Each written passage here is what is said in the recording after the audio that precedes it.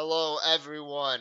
This is the first podcast of Evolution, and I'm going to be doing this to basically just talk to a bunch of people, see their opinions on education, and, just kind of like an interview, just go back and forth, talk to each other, see what's going on in our lifetime and whatnot. And our first guest this week, we got Manny DeLeon, the man that conquers all the Joes of the trades and an avid video game player. We got my man Manny DeLeon. How you doing? That was a perfect intro. That was. I'm doing good, man. I'm doing good. Just here in my apartment, quarantining, uh, staying home. Doing all the things, being a hero, as they say. Yeah, so I mean, speaking of quarantine and introduced you is the Joes of all trades. Um, what happened with work? Obviously, you're not working, I assume, at Trader Joe's right now. Well, no, I mean that's the thing. I was working at Trader Joe's, but when I moved back into the area, I actually started serving. Oh, But okay. so yeah, so even worse as far as like the quarantine, and I mean not the quarantine, but like the coronavirus and whatnot.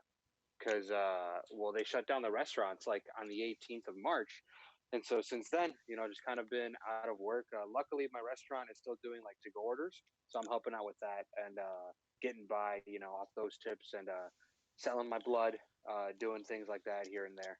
Okay.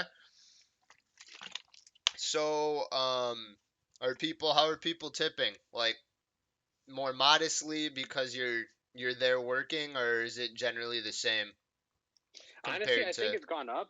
It's gone up because like normally like in the restaurant, like if you order it to go, like maybe 10% of all people ever tipped at all on to go orders. But Hmm. now that people are coming in, like almost like I'd probably say like close to 80% of all people tip, which is solid. You know, Oh, that's crazy. Yeah. oh yeah, I mean that's the thing. It's just like people understand that like the people that work at these restaurants, like they make their money off tips, and so like now that they're only doing to go orders or carry out orders, like they know, so more Yeah. people are more inclined to tip, which is awesome because honestly, I didn't expect it. Like when my restaurant said they needed people to help out, I thought it was going to be more of an hourly thing, but it's an hourly thing plus the tips, which is nice. Oh, nice. Okay, so they changed it to like an hourly wage. Yeah, and then on top of that, people are still doing the tipping, which Yeah. is really really nice. Okay, that's awesome. That's awesome. Um, so other than working, what are the activities you're doing during the quarantine, man, right now? Well, I mean, that's the thing. It's just like throughout this whole quarantine, it's like you see this is my problem, not my problem, but like one of my biggest things is just like you see all these posts that say, "Oh, if you don't use this time to better yourself, to get a better skill or learn or something, like you're wasting your time." And like I get that, but in order for you to even be in a position to better yourself, quote unquote, well, a first of all, you have to have a good home life, like your home has to be a safe place, which isn't a safe place for everybody. And then B, financially, you have to be in a place where you're financially sound, which once again isn't everybody. Luckily, I'm one of those people that has a great home life and is financially sound. So I'm one of those people that can take this time to better themselves. But Okay. not everybody can. And so like, I don't know, that's just been the one big thing that I've been seeing all over like social media and whatnot. It's important to remember to understand like where your privileges lie. I think that's the biggest thing. Yeah. And yeah. So that being said, luckily, like I said, I am one of those people. So I've been hanging out with my sister a lot more, hanging Okay. out with my brother a lot more, and so doing a lot more cooking at home. And so I don't know. I guess for this whole thing, like it's just been a real good experience just to like get because like my sister and I and my brother have always been close, but now we're like we're gelling, So that's probably been the best thing from it. Man. Hold on, hold on. Can you talk? Yes, I'm all set. Sorry, my phone Uh, died there. oh man. Alrighty. Okay. But yeah, so just hopping right back into it, you were saying, talking about the skill. It's a good time to build a new skill and such like that. Um, Oh, so 100%. so you were saying you reached the two conditions that of having a good home life that you qualified yourself as, and as well as being financially stable. So have you been working on a skill or anything like that in this meantime? I mean, really, for me, it's just like a personal thing. It's a very basic skill, but I've been learning to more so to focus on actually cooking and I guess overall really seeing where and how my money goes, Okay. right? Okay. So Yeah. that's the thing, because like, it's one of those things. Like once the initial lockdown went down, my sister and I, who we're both servers, like we both kind of looked at each other and we're just like, all right, fuck, like we gotta make. Can I swear on here? No, Yeah. gotta watch Yeah. that. No, you're good. Okay, No, you're all good. okay. Everything's just all real. You're good. Okay. No, because like we looked at each other and we're just like, okay, man, we gotta bunker down and really watch where our money's going. So for like the first couple of weeks, like we would go to the grocery store. We literally panned out all of the food we were gonna buy for the week, and we're sitting there and we're cooking the first meal, and like I'm looking at everything, and I'm just like, okay, chicken was $6, the pasta was $2, the sauce was $1.50, and just like adding it, and like everyone always says, like it's cheaper to cook and buy it and do it at home rather than eating Yeah. out. But like actually physically seeing that, like it, like personally, like the light finally dinged. I'm like, oh shit, I should really work on this. Because it's one of those things like where I kept track of my money, but Mhm. seeing it in action, seeing it right then and there, it's like, oh, this is a skill that I can easily build upon. And so I guess just that, just a personal improvement thing as far as cooking overall, which cooking is fun on its own, but also just like more of a just a focus on my finance essentially. Okay. Yeah. I mean, that's fantastic. Honestly. Um. I mean, like you were saying with social media and seeing all like these people saying to build a skill and whatnot. And I see that, and then I also see all the challenges on social media. I do Oh 10 yeah. push-ups, and then you at 5 people, and it's like it just reminds me of like the ice bucket challenge back like 5 years ago, where you're just tagging people. A and 100%. and something that me and my other group of friends are talking about just whenever we're talking are it's always like, what are females' hobbies? Because they're all a lot of them are lost to what to do. Like they can't go out. They can't go out, so it's Yeah. like they don't really play video games, and so they're pretty much just confused. And we assume that this is what this trend is for this 2 minutes of their day. They're just If I've seen one thing that a lot, I don't know, as far as going back to the challenges thing, as of late, like yesterday and the day before, I saw like the post your first picture thing, like where with the couples post their. couples. Yeah, Yeah, yeah. that's the one challenge that I've seen a lot more girls participate in as opposed to guys. Um, but yeah, no, I mean you're right. As far as like indoor hobbies go, I mean reading, right? People can Hmm. still read. Um, I will say this: I have found that ever since this like whole thing has gone into effect, because everybody, this is my biggest thing. I think, okay, so like so here's the example, right? In the military, when they go through boot camp, the reason why they put them through boot camp is because when people go through traumatic experiences together, it creates bonds. Okay. So like if I go through this hard thing, but you go through this hard thing, like we both went through it. So we're closer that way. That's why they do it. And so that's why I think it's my belief that once this is all over, because we all went through this really hard, not hard, I guess, but like this experience together, I think once it's done, I think it's gonna be easier to connect with like like it's gonna bring us together. It's gonna bring us closer. It's gonna be easier to connect. Yeah, I believe that'll definitely make us stronger as a community. 100%. And one more thing about the hold on. You were saying make us stronger, quarantine once it's all over. When when do you think that it's going to be all over in reality? Because personally, April 30th seems almost too soon for it to be over, because the reason they're doing this is to restrict the amount of people that are being hospitalized, right? So they because we just don't have that much Uh facilities huh. to take care of everyone if we just let everyone roam around and get this. And another thing No. about well, sorry, and another thing about it is that it doesn't you don't notice it immediately. It's not something that this coronavirus doesn't, it's not like the flu where you're just instantly sick. It happens over a period of time for you to even notice that you have it. So, like, when do you think it's going to slow down? Um, when we'll be out of this quarantine? I mean, that's the thing. Like, you hit it right on it. I think April 30th is going to be a little too soon. I think that we're looking at more so end of May, early June is if I'd have to give a best guess. I say that because a couple days ago, I saw a headline where the number of new cases in New York, which is like the epicenter here in the United States, Hmm. the number of new cases in New York have begun to plateau.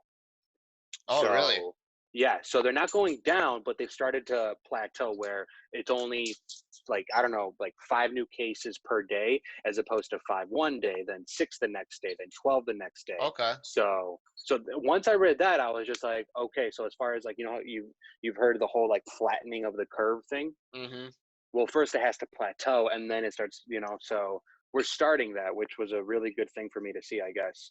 So that being taken into account, no, I'd probably say maybe mid June, end of May to mid June would probably be when this would all be lifted. Yeah, I can see that because I was talking to my mom and she's like, "Oh no, we'll be good April 30th." I'm like, "Mom, this is a serious thing. Like they're not just gonna be like, all right, everyone, good luck." Because Yeah, because if they don't get it right the first time and they just let everyone go, putting people back into this is just gonna drive them crazy. Rather than just making sure it's all good the first run. Like if they announce the quarantine's over, we go back to work, everything for 2 months only, and then we're forced yeah. back into this. Everyone's gonna go crazy.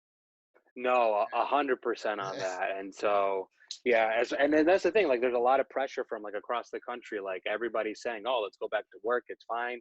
But no, I think if they do mess up and let people go back to work a little too early, like you're saying, it's just the repercussions of that are going to be even worse than if they just simply extended the deadline. Yeah, I saw an article somewhere where I think China is starting to let their workers go back to work. And I saw that, and to see Wuhan, I think they like there was a small video of like a celebration going on in Wuhan. Yeah. The restrictions in Wuhan were lifted, I think, a couple days ago. Hmm. So, so once I saw that, I was just like, okay, here we go. These are the steps. These are the steps to get back to normality. Yeah. And I mean, look how long it took them to get back into normality. I mean, this happened in November was when they got their first case, I believe.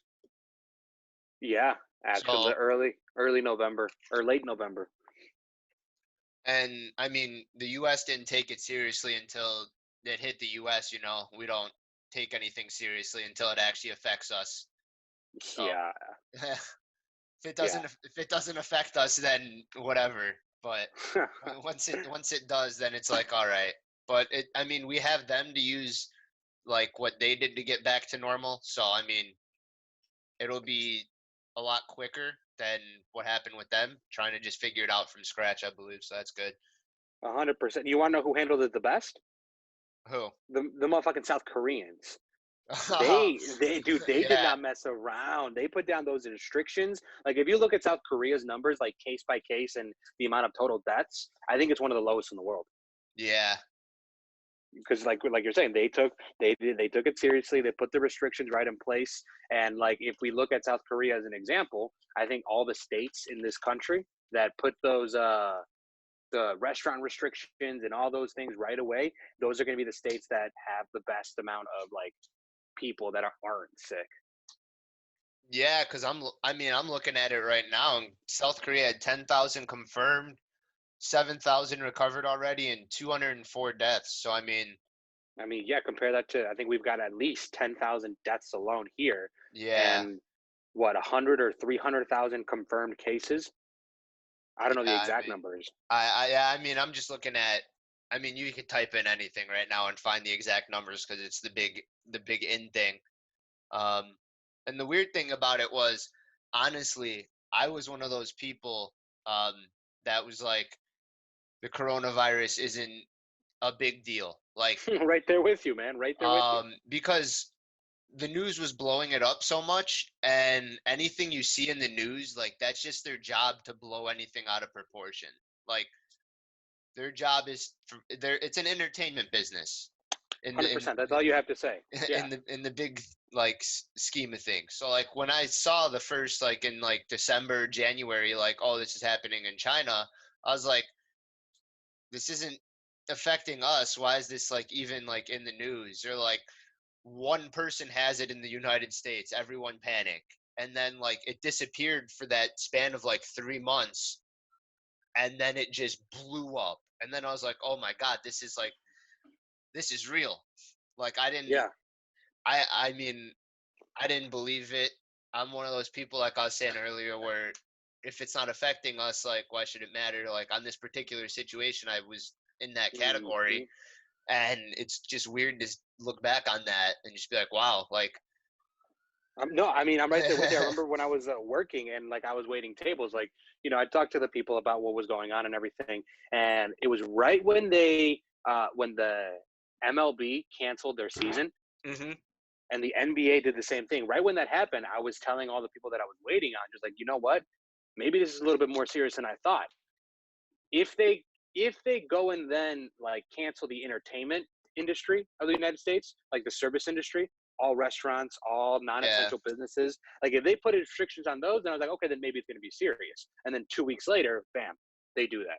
So, so no, yeah, I think it caught a lot of people by surprise. because I was telling my mom because she works at one of her jobs, she works at American Eagle, and then Uh-huh. I on Instagram I made a few videos and I was like, this is maybe a week before all the restaurants and everything closed. I'm like, uh, everyone that's in like the service industry, you guys need to either make sure you're saving your money or find another way to make money because stuff like this is going to be shut down. And if you're a retailer, it's best that you guys try to offer discounts to give incentives for people to come in because people aren't going to want to leave the house. 3 hours later, my mom texts me. She goes, American Eagle just announced everything in the store is 50% off. Wow. And then I was like, I mean, it's just trends. Like it's just gonna happen. Like if this like entertainment industry is going down, like other things are gonna go down, like you were saying. So Mm-hmm. and then that 50% off turned into 3 days later, just everything shut down. Mm-hmm. And I hate being the guy like, I told you so, but like when it happened, I was like, wow, it actually like I mean it happened. So Yeah. and then that last week, my finals got put online is when the quarantine just started happening. So everything was online for my school and I finished school. So now I'm not in it. But right now you got people in the Zoom classes, the 30-person Zoom classes, which to me is like, oh, let me talk to you a little bit about this. And are you at school right now? Well, I'm not, but the whole online school thing, like my brother is doing the high school, and then hmm my sister she had all her class. It was all put online as well. Yeah. So like I see it, I understand it. Okay. So like the interesting thing is the school education system hasn't really developed. I mean, it's been the same teaching from I don't know the exact date. I like 1830, it probably like yeah. since Yeah, the way back 1830s, then. Way literally. back then. It's been the Uh huh. same exact structure. And now Mm-hmm. that they're adapting the online, it's interesting. I mean, schools do have the online classes, but it's nothing like they have the 30-person online classes. It's more of here's an assignment and turn it in by the beginning of next week. It very minimal conference information. Ah. So doing this is interesting, but another interesting thing is schools Mm-hmm. are still charging, say public colleges, they're still charging full price Wow, that's kind of messed up. for you know the 2 hour call or Mm-hmm. 1 hour call. And I think that in itself is interesting that schools are still going to be charging students this debt at, and sitting in a 30-person call. How organized can that really be? The professor's just talking. Someone Yeah. talks. And then how much learning is actually going on, Because yeah, you because know? you not everyone can put themselves in that environment. Like a lot of people, like when you're at home, you're at home. It's like one of the things I talked about. I've been talking about with other people on education is um, it's interesting that there's homework because when you go to work, say you work a 9 to 5, right? You don't Hmm.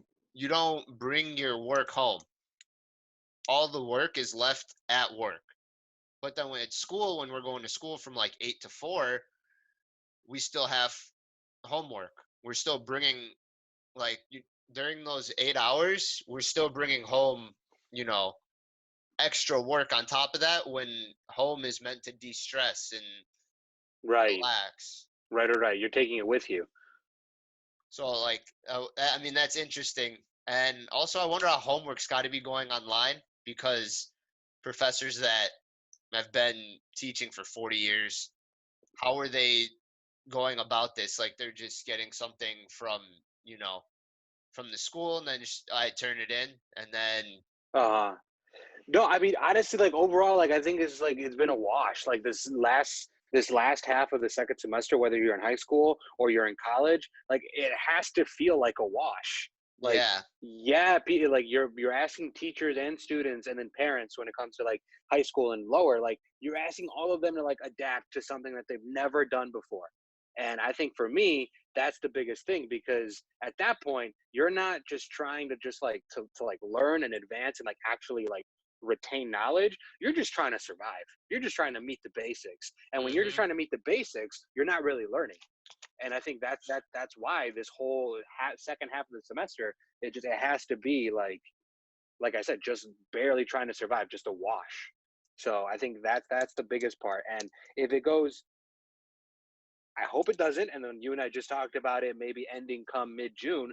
hmm, But if it goes into the next year, if they have like doomsday scenario where that's actually yeah, a thing, now that's a whole different game plan. Like now it's not just like, okay, trying to restructure these last 3 months of school. Now it's how do you structure an entire year, an entire lessons plans worth of work across a platform that you weren't trained on how to do.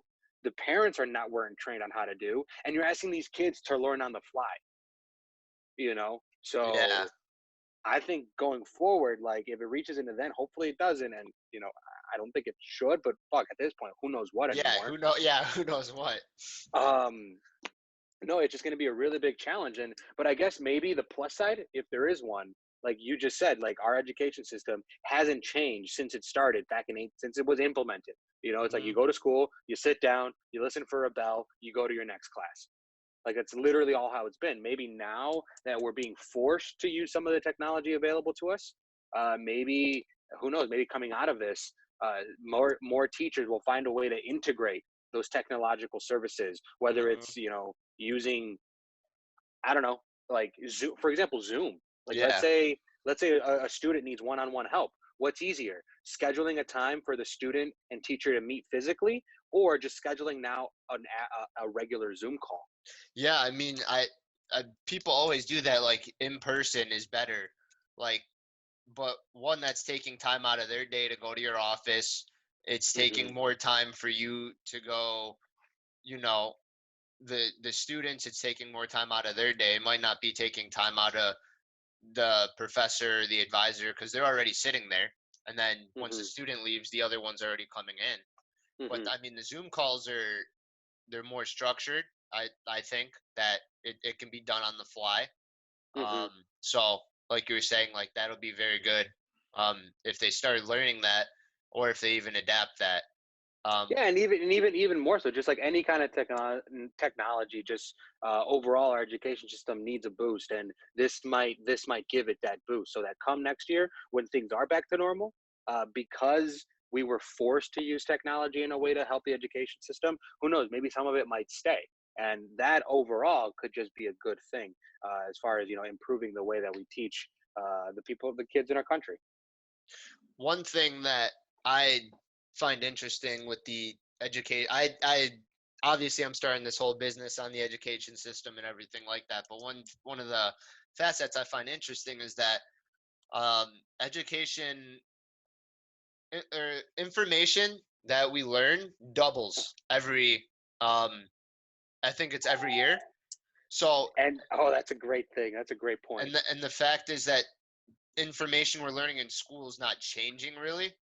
Uh huh. So in school it's becoming more and more memorization. A lot of people will learn the information. You ask them to come back. If they tried to take that same test they aced 3 months later, I saw somewhere it's like 75% of those students fail. Mhm. So they're not retaining Mhm. the information Mm. because it's just memorization right now. And the interesting thing that I talked with the professor about, and she gave an open book test because of this, not because Mhm. of like me saying it, but she agrees upon the statement that we're not learning how to become resourceful in a world where that is one of the most that's like one of the best skills you can have is where can you find information and how quick you can find it. Mhm. In school it's remember the information, that's it. Like Mhm. they want you to remember stuff on a closed book exam and remember that information, but in the real world nobody's giving you a closed book. And that's the thing, and you're hitting it perfectly as far as how our education system had, like, before, like, if you needed to know, let's use the example of a phone number, right? If Hmm. you needed to know a phone number, you had no choice but to memorize it, Yeah. right? And so that's why, like, I'm pretty sure we talked to our parents, they're like, oh, how many phone numbers did you memorize, did you just know? It's like they knew their work phone number, they knew their husbands, their wives, their girlfriends, their Hmm. boyfriends, their friends, their kids, they knew them all. Why? Because they had to. Now with like phones and literally all of the information in the entire world at the palm of our hands, we're now practicing not retaining information, but we're practicing, like you said, how to find it better. The Hmm. only problem is, once again, like you were saying, our school system hasn't changed that. Our school system is still based on the fact that what's important is retention, but really that's changed now. What's important is how resourceful are you. Yeah, and that I mean that affects it affects the people in the job force. I mean, they're going into the business and they're not building these real life skills, you know? They're not Hmm. learning how to be resourceful.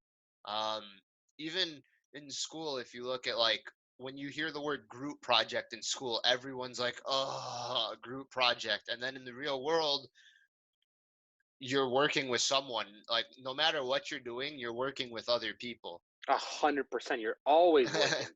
and Always. I don't and care what it is. and so the fact that people like dread on group projects, that carries on into the Uh real huh. like into the job world. Like you assume that people you're already assuming that you might be the best worker in the group. Like that's how a lot of people are when they're in group projects. Like, oh, I'm the best worker in the group, I'm gonna end up doing everything. Sometimes situations are different. Some people like to do their part last, like some people do it early, like, and that's the thing is not everyone understands that in a group project, Hmm.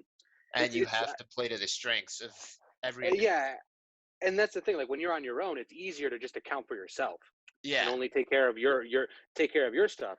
But Hmm. even so, like the moment the teacher says group project, now you don't just have to worry about what you have to do. You have to worry about what they're doing and what they're doing and how you're all going to bring it together. And that's the part that, like you're saying, that should be taught, because I don't care what job you're doing, wherever you're working, you're never going to be, your odds are you're not going to be in a position where only your part matters. And I think Hmm. you're right, like as far as just switching the mindset of what school means and how school is supposed to prepare you for life after school. And right now it's not, it's simply not. No, it's not in schools. in no way, in And no way. All it's good for right now is socialization. If you ask me what the benefit of school is right now in our country, the number one thing, 100% guaranteed, It's socialization. That's To one of the learn, that's one of the questions I got right now. Well, do for the it. Q&A, that's one of Lay the it on me. questions. So just save that thought. Save that thought. Uh, Saving yeah, it. socialization. We'll go right back into that. And then so we'll get right back into all this school stuff because I'm excited to talk to you about that. But one thing I want to talk about with the quarantine, just going back to the skills Uh and huh. um, so I was watching a podcast, and in 2008, during the housing crisis, a bunch of millionaires were made during the housing crisis because a lot of people Mhm. bought houses when they're on the decline. 100%. Um, so a lot of people right now have the opportunity, like you were saying, to learn a skill. Do you believe that millionaires are going to be made out of this? Oh yeah, in some way, shape, or form, 100%. Because whenever there is a crisis for all, there's a pocket of people that weren't affected by it, and it's then their prerogative, as it would be yours if you were them, or mine if I was them. I don't Hmm. want to make these people the bad people, but like it's just how it is. There's going to be a certain group of people that have the opportunity and have the means to take advantage of a situation, and they will, and yeah. But specifically how? I mean, you have all these places that are going to close down. Hmm. Oh wow, a lot of think about this. Think about this. How many businesses are forced to be closed down right now? All of them except like grocery stores, right? So Hmm. you have your record shops, coffee shops, not grocery stores, restaurants, bars, all of these places, some of which were barely living month to month as far as expenses go. Yeah. So you say you can't open your doors for 2.5 months. I guarantee you that like 60%, man, that's just a random number, but some of them will be forced to close up shop and have to sell their spot. And then Hmm. boom, then you're gonna have people come in and buy up those spots for the cheap, and then boom, make their own stuff. So if anything, I think that might be one way that people get rich is buying up all of this fairly cheap retail space. Yeah, yeah, that could, I mean, that would be great. An interesting thing on that about buying like all the retail space and stuff like that is I believe small businesses can apply for the stimulus. The weird thing about the I stimulus, saw the loan. I saw that loan. Yeah. the weird thing is I don't know if it's for small businesses and like people that are claimed as dependents, but I believe it's only like 1200, right? It's a stimulus check. The way that that's going to work, and like I just kind of brushed up on it a couple of days ago because I'm like, where's my money? If you filed your taxes like on your own, like as just a single person, you Hmm. weren't a dependent for anybody, you just did your taxes, you're going to get a check of $1,200 directly deposited into your account if that's how you Hmm. got your tax refund. Like if your bank account is attached to with the IRS, Yeah. they're just going to directly deposit the check instantaneously. If you don't, if you got your check through the mail last year, well, you're going to have to wait like significantly longer to get it, maybe like a month and a half. Yeah. Um, but yeah, no, that's the thing. If you're married, if both of you combined make less than $75,000, both of you get the $1,200 check. If you were a dependent, the person who I think that's how it's working. The person who claimed you, they get an Gets it. extra 500, Okay. not a full 1200, an extra five. Okay. Yeah. Yeah, that's the interesting thing is it's not measured. I mean, they do have some of like the stipulations where you have to be working and whatnot, but they just attached a value of 1200. They just like Hmm. where'd they get that number? Like what? Like Did you see? Hang on, I saw. I think probably the funniest meme that I saw. Are you familiar at all with Trailer Park Boys at all? uh no, I've never seen the show. Well, the whole point is like you have the one main character, and like you have somebody's asking him for something, right?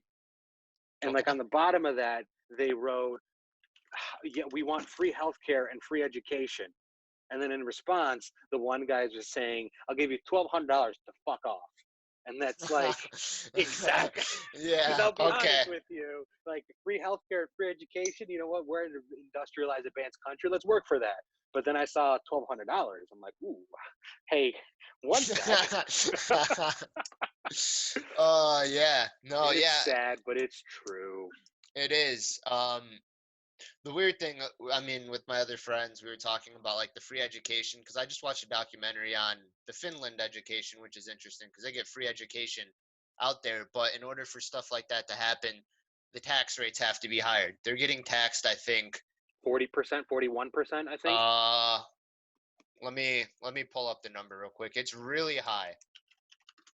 I think it's like 41 to 48 is the last time I remember seeing. So about 54%. Oh wow, okay. So I mean that is very high, but I mean one they get a free education system. Um, and with that, I mean, looking at Free their healthcare as education, well. yeah, their rankings and everything in schooling, one of the best. If not, they're always The best. top three in the Mm-hmm. world because they have the freedom of professors being able to teach. And I mean, there's a lot behind it. They don't do standardized testing out there, so Mm-hmm. they don't have to follow these like in our education system, we're always focused on trying to reach these new goals and standardized testing. So it's forcing, Mm-hmm. it trickles down. It forces the teachers and whoever is above the teachers. It's forcing them to try to make students hit these goals rather than learning. It's See, just. okay, so like constantly, okay, because like, okay, so you know me, you know, like that I'm all for like free education, free healthcare, basic human Hmm. rights. But the reason why I'm very hesitant to compare the United States to Finland or Sweden and whatnot, all these Scandinavian countries, is the biggest thing is that they're a homogenized society. Everybody in Finland looks the fucking same. Everybody in Sweden looks the same, you know. So it's easy. And why? What does that mean? Like that means that that group of people, they think the same things, they believe the same things, they act in the same way. And Hmm. so if you say, "Hey, I'm going to take more than half of your paycheck," so that your neighbor who lives in the southern part of the country can go to the university for free, that person is thinking, "Oh, well, that person believes the same things I believe. That person is going to Yeah. behave the same way." So like, oh yeah, that's fine, totally do it. That can't work here No, I mean, because because there one are that's. too many different types of people. Yeah, I mean it's a capitalist structure, or it's either capitalist or socialist, one of the two, out there, and that, I mean, that type of I think thing it's could just never work out here. I think it's like the in between capitalism and socialism. What is it? Democratic socialists. I think that's what it is. Okay. I don't know exactly, but it's a mix of the two. Um, but I mean, honestly, I could fill 3 hours worth of content solely talking about capitalism and socialism and the education system and healthcare. Um, and I'm not an expert, but I mean, I'm a person with a brain and can put two and two together. And if somebody thinks otherwise, please let's talk. You know, Yeah. but no, I mean that's the thing. It's um, as far as the tax rates and how that would all be changed. I mean, it would be different, but I'm willing to bet that um, it can be done. 100% can be done. It's just about finding the actual logistics of how to make it be done. The money's there. I know it is.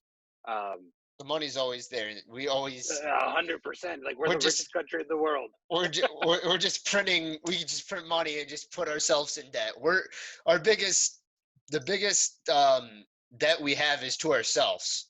So I mean, No, I mean right, but it's like you look at the this is just a vague random example, but you look at like the way that the Pentagon is run and the yeah. budget that we give for the Pentagon every year. I think in 2018 or 2016 I saw like a pie chart, and 54% of our federal budget went to the Pentagon. And it's just Wow. like, okay, like, and I think our federal budget every year is like 500. I don't know how much it is, but like it's a good amount where if you're like, okay, instead of giving 54%, what if we just gave like 40%? And then that other 12% that is now useful, which is like a gobs amount of money. How about we Yeah. use that money to repair our roads, to to fund some of our healthcare. Like, why don't we use that money for ourselves? But no, it's not done that way because I don't know. At that point, I could just get into a bunch of like lobbying and like 1% and like power theories and whatnot. But we don't have 3 days. Well, let's go. We won't go too deep into it, but you know, that kind of reminds me of not the next topic, but just something to discuss is with schools and the 1%. Uh-huh. Do you believe that not only schools but also our surroundings, our life cycle, as in for income, do you think that one individual in the family can change that? So like say, Oh um yeah, definitely. just 100%. looking back, like obviously not saying you're already rich, Mm-hmm. but saying that you're from a middle class family for the most part. It's okay, go to college, right? And then Yeah. make good money, even though they're going to Mm-hmm. tax you out the ass for your good money. And then you you teach what you've been taught, so you repeat it, you tell it to your kids, you tell Mm-hmm. then. So do you No, I believe mean, that one can break that life cycle and be like, college isn't the way that I want to go? definitely. I mean, ultimately, like as kids, like whatever our parents give to us, that's what we have to work with. Like we didn't choose anything; we just kind of Hmm. like came into existence, right? And so, if you are once again, and going back to this whole like, if you're blessed enough, like if you're blessed to have parents that love you, if you're Hmm. blessed to have that freedom of choice, where you can be like, you know what, I'm gonna take some time and I'm gonna do what's right for me, definitely. Because if anything, right now with like all the technology that's going on, you could literally find a way to make an income. If you can dream it, you can literally make it happen. Yeah, I was talking with Ducky about this maybe a few months ago. We were trying to get IHOP, but then we ended up eating in a McDonald's parking lot because it was closed. So, Nice. um, um, and it's different because if you tell, like in reality, like if you wanted to become, there's a kid that's like 8 or 9 years old that makes millions of dollars off of reviewing Ah, toys. I heard about this kid. Yeah. Reviewing toys. Mm-hmm. So I mean, the issue is like obviously he's grinding. He's made not millions, but thousands of videos, right? So Mm-hmm. the issue with that is a lot of people, they'll create like 3 videos and be like, "Oh my god, I'm not getting any views," so they'll quit. Mm-hmm. And you tell your parents, like, if you told your parents like for example, you wanted to become a YouTuber, Yeah. they would just one probably kick you out the house, tell you good luck. And if you have Mm-hmm. supportive parents, then they'll be like, No, okay. no, right, But right, for sure. like generalization, like they're like, what do you like? Why would you do that? Where's the money in that? And then like if you even gave Mm-hmm. them examples, you don't even have to give them like the top 1% of YouTubers, top 10. You could give them the people that have like 100,000 subscribers. They're still Mm-hmm. probably making 40,000 off of brand deals, because it's not just YouTube that happens. It's you have YouTube income, then off of that you get brand deals, and then brand deals lead to other communications with other people. It leads to a lot, because it's just the communication of the world right now, honestly. That's why you see like influencers make so much money, is because their reach is just so high. Yeah, and that's the thing. Like, so if we backward, 6, 10 years ago, if you had a kid that said, "Mom, Dad, I want to be a YouTuber," they don't even know what the fuck that would mean. Yeah, Like, but nowadays, if a kid does that, their parents are more like, "Oh, YouTubers. Oh, I know." The concept of being a YouTuber is now starting to settle in. The concept of just being an influencer and making money off of that, those are becoming the norm now. And so, like, honestly, yeah, no, like, so if you're saying like, if you want to do that, if you have the drive to do that, you'll make it happen. You'll yeah, keep posting exactly. videos. You'll keep creating content until you find like a the steady flow of what gets people's attention. And once you Hmm. find that, then you just ride that stream into the river, and you ride that river into the sea. And that's the crazy thing is like, so for example, you think like David Dobrik, YouTuber, you think of Logan Paul, and Right. you tell those people, like you said, 6, 10 years ago, if you know they're obviously living lavish right now because 6, 10 years ago they said, all right, I'm gonna go take the risk. Hang on And one sec. Can we just, we're talking about famous YouTubers. Can we just pause for a sec? yeah, Mr. Beast. Do you know him? yeah, of course. Oh my God. Like I started watching his videos like I think about 2 or so months ago. Like I'd never heard of this guy. And Oh then wow. I click on a video and it's just like I gave my credit card to this 9-year-old girl at a mall. And I'm like, what the, and like I see Yeah, that, and then my favorite is when like he puts like the red tape on the ground. And he's like, anything you can fit inside this red circle is yeah. yours. You So know? But like, the yeah. interesting thing about that is because he made a video about it, is didn't he just recently started making money. He makes no money off his YouTube videos because they're all demonetized. Okay. Um, and all the money he's giving away is it's brand deals. So it's somebody's working with that gives away the money. So Ah. he's making no extra income.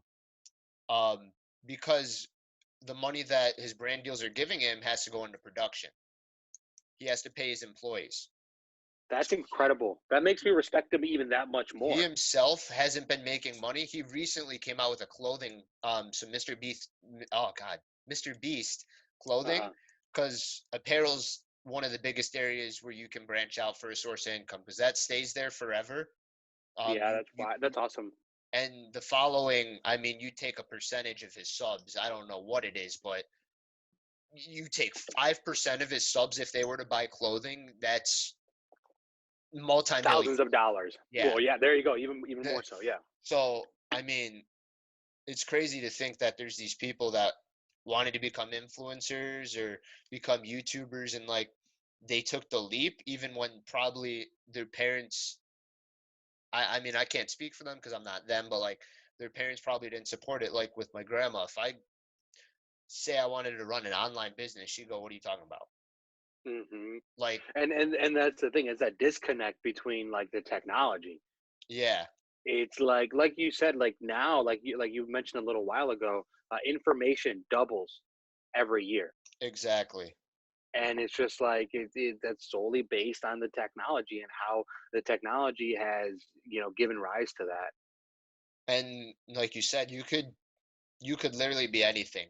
Like, because whatever you want to do, you just start posting it on Instagram. Like a lot of my mentors consider like social media stuff that's free real estate Oh, dead ass, dead on. because you you post on there and if you get a following that leads to new clients, new brand deals and you're doing almost nothing new. You're just posting Hmm. pictures or small clips of what you're doing in your life. So like if you're a real estate agent, like a lot of people, just okay, we'll go sell this house. Okay, we'll make my money. If those people make videos on the houses they're selling, how they're doing it, they within honestly maybe 3 to 5 years, they start their own real estate agency. Dead ass, exactly, But because the following is there. The hardest part has always been, how do you get your idea, product, service to the people? yeah, and And now, yeah, like, yeah. it's all there. I Yep. mean, and then I don't know if you know about TikTok. It's Yeah. Okay. So the thing about TikTok is, if I remember correctly, when those ads started spamming all over Facebook, right? Did you yeah, ever click on the comments to read them? on Facebook ads. Well, on the Facebook TikTok ads when they No, first started coming out. Well, no. every time, legit, whether it was on Instagram that they were advertising, or if it was on Facebook that TikTok was advertising, if you went into the comment sections, and I went often, almost every single comment on there was blasting TikTok. Like, why do I want this? Why do I need this? Why is this on my Facebook? And it just kept going and kept posting and kept posting. And now is TikTok like the biggest thing in the world right now? It is. Yeah, And it is. and the crazy thing about it that makes it almost just unique is you could be nobody. Uh You huh. could post one video and get over 1 million views. Like Ah. like you could be absolutely nobody. Just start an account, do Uh huh. something, and get a video with 1 million views. You can't do Wow. that. You can't do that anywhere unless you already have that following. Wow. Because like, I mean, if you think of it, you go to YouTube and you post a video, the chances of you getting more than 100 views is very slim. Right. I I my biggest TikTok is 25K views. Like Wow. that's and all it is me drawing on a piece of paper. Somebody was doing some calculation like um on like this guy gave a cashier $20 and then he ended up Okay. getting 40 back like by finessing him. And on a piece Uh of huh. paper, I just wrote down the numbers. 25K views. Yeah. And that's insane. Like and And I also mean, and like I don't know, like you're saying, like going back, like you get that. So if TikTok is the easiest way to get a following, right? you leverage that to other things. Boom, you lead that into Instagram. Boom, you lead that into YouTube, and Yeah, then now you have a brand. That's exactly. wild. That's wild. Yeah, and a lot of the TikTok stars are trying to do that. But it's hard for some of them to understand that. They're just so obsessed with TikTok. They're in the now, but if TikTok won't be around forever, Vine wasn't around forever, you know. Facebook has been around forever. Will Yeah. Facebook ever go away? You think Facebook will go away?